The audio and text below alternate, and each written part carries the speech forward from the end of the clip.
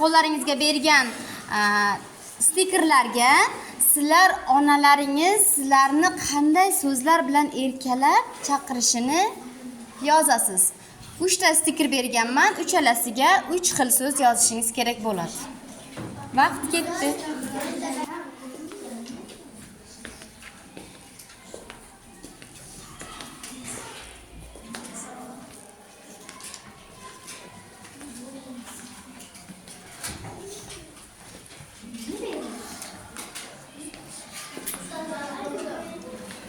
Xo'p.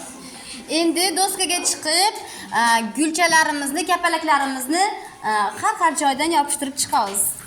Nima? Daraxtimiz ustiga.